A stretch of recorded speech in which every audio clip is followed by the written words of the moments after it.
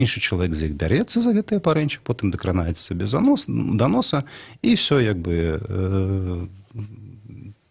працэс пайшоў, як кажуць. Таму трэба старацца як мага менш дакранацца бруднымі рукамі да носа і да вачэй, таксама мыць рукі, часта мыць рукі з мылам. Ведаеце, колькі часу трэба мыць рукі? Як правільна мыць рукі? Не, раскажыце нам. 20 секунд. Насамрэч, правільнае мыццё рук, якое вось рэкамендавана як мера супрацьдзеяння гэтаму вірусу, гэта мыццё рук вадой з мылам на працягу 20 секунд. 80% людзей нават болей ніколі не мые рукі на працягу 20 секунд. Ну, гэта праўда, да. Ёсць такі нават цікавы такі прыём. 20 секунд як можна замерыць?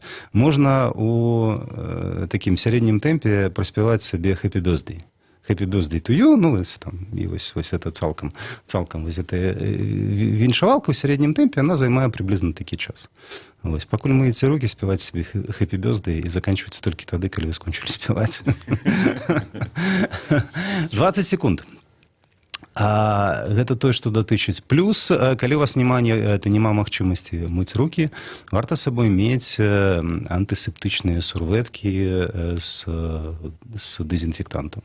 Вось, альбо ёсць гель такі спецыяльна прадаецца, ну, вот няма магчымасці памыць рукі, можна скарыстацца такой опцыяй.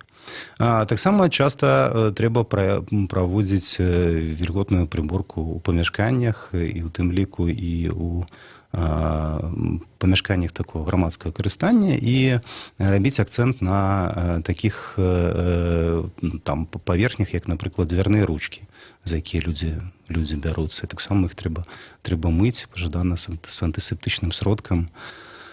А што датычыць, калі вы бачыце, у вас ёсць неабходнасць кантактаваць з хворым чалавекам, то, ну, безумоўна, калі абвешчана такая небяспека, то з людзьмі з прыкметамі рэспіраторнай інфекцыі лепш не кантактаваць.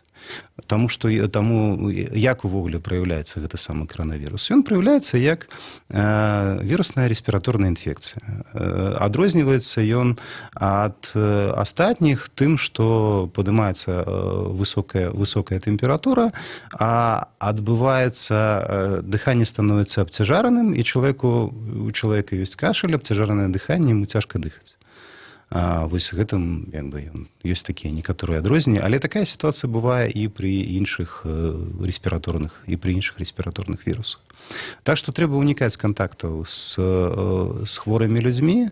Калі вы знаходзіцеся ў тых рэгіёнах, у якіх зафіксаваныя, якія з'яўляюцца небяспечнымі в плане распаўсюджвання гэтага віруса, ну, вось это тыя правінцыі Кітая, з якіх это ўсё пайшло, то акрамя гэтага вам вельмі непажадана мець кантакт з сырым мясам і жывёламі.